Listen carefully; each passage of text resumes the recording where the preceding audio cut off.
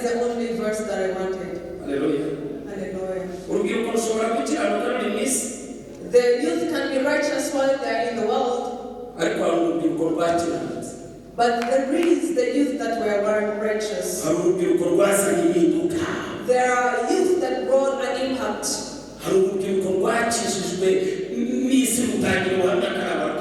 There are youth that the world prophesied, the world that proclaimed that they were Christians.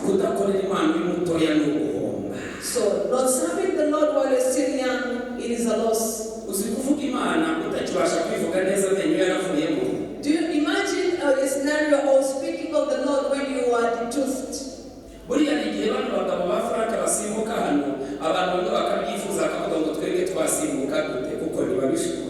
So when Frank and the team are dancing here, jumping to the Lord, there are some people who long to do so because they are not able, they are not in the capacity to do that. This is the time to jump for the Lord. This is the time to jump. David served the Lord when he was still young. That is when the Bible says that I was still young, but I have never seen a righteous being forsaken. David was speaking of the Lord he knew. God revealed himself at the young age and he proclaimed about the Lord in his young age. I'm not going to speak much of the story or much of the story of Daniel because of the time. He was a captive. This man was a captive. But though Nebuchadnezzar had taken them to captivity, they went and then they were being told the school or the education of Chaldeans. They changed their names, but he never changed their heart.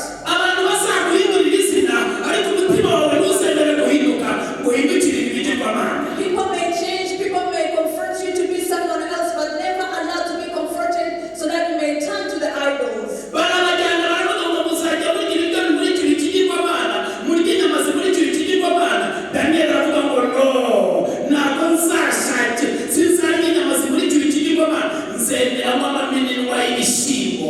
And then they said that you're going to be eating the food that has been placed before the idol. You're going to be eating the meat that has been placed before the idol. But Daniel resolved to himself that I shall never eat such food. I would rather eat beans. The power of the youth that came to know Jesus. It is not in the body lotion that is called Francoise. It is not in the good shops.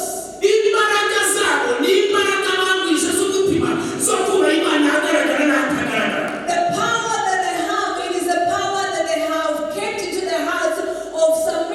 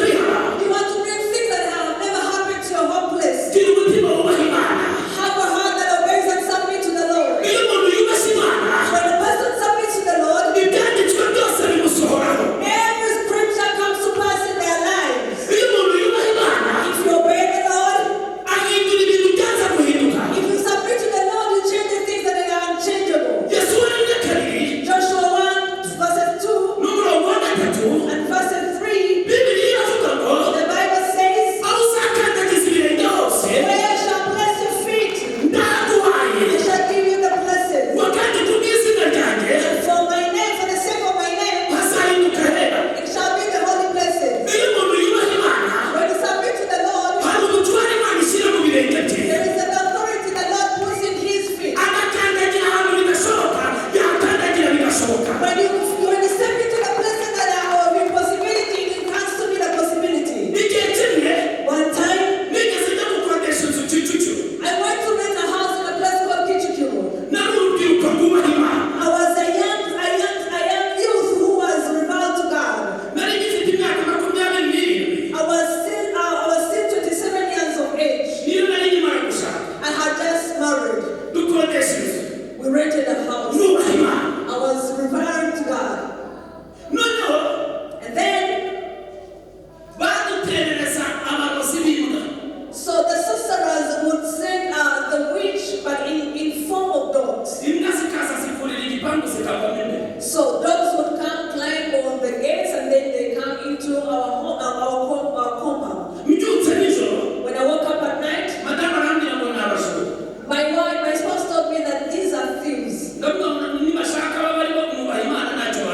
And they said that whatever the case it would be, but I have reviled to God, then there's nothing they're going to do to me. When I came to the party, so now when I came to the compound, I found that there are 6 dogs that are eating the custards, the cushions. And then because of the authority of the feet of a youngster who reveals to God, so I removed my slippers because the Bible speaks of the feet, the bottom feet. And then I stepped on the ground, of course under the pavements. I removed the slippers and then I stepped on the pavement. I said because of the power of authority of the kingdom, if any other witch comes in this place, so if they come in form of a dog, let them die. If they come in form of a human being, let them die. I stepped on that ground. So after 1 week, the dogs came again.